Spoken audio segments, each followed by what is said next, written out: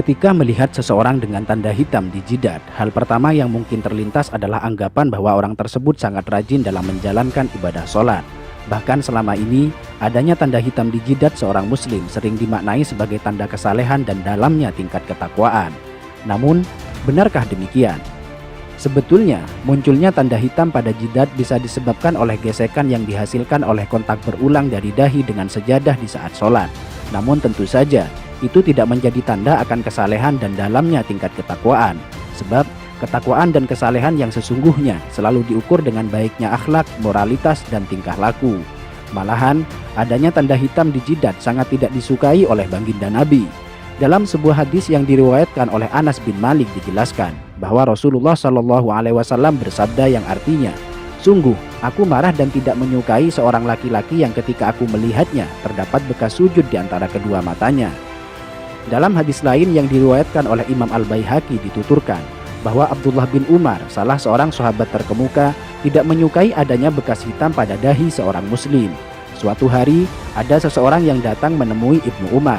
Setelah orang tersebut mengucapkan salam, Ibnu Umar bertanya kepadanya, "Siapakah Anda?"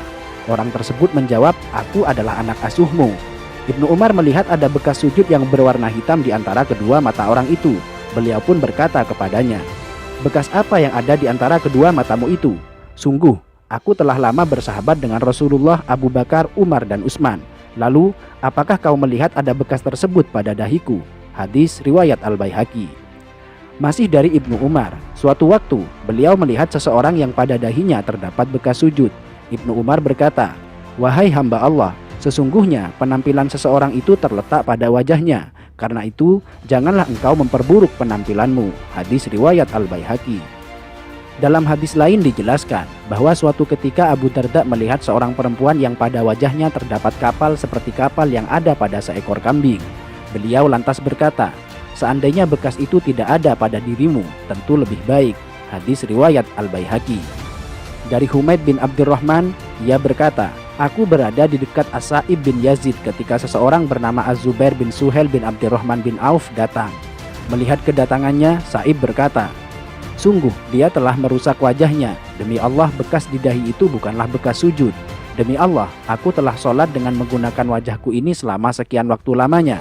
Namun, sujud tidaklah memberi bekas sedikit pun pada wajahku." Hadis riwayat Al-Baihaqi.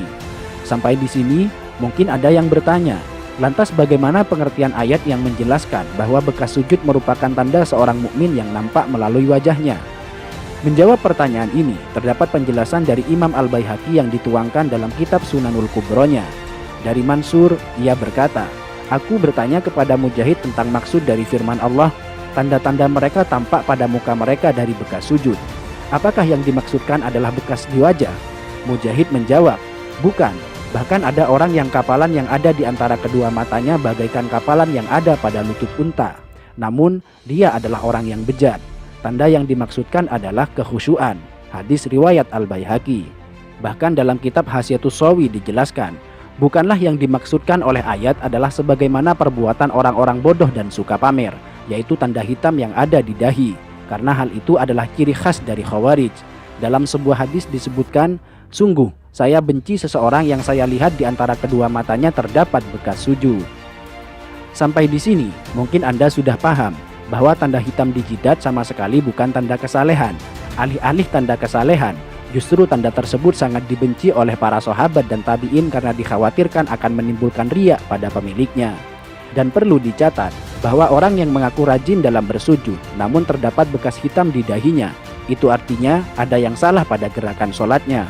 Karena seharusnya muka orang yang rajin bersujud akan tampak bercahaya dan berseri-seri, bukan sebaliknya menjadi kapalan dan menimbulkan bekas hitam.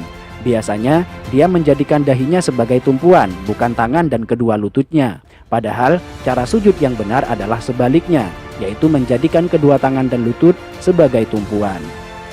Itu saja untuk hari ini. Jika kalian merasa mendapatkan manfaat dari video ini, jangan lupa untuk subscribe guna memberikan dukungan kepada channel ini. Dan sampai berjumpa di video berikutnya.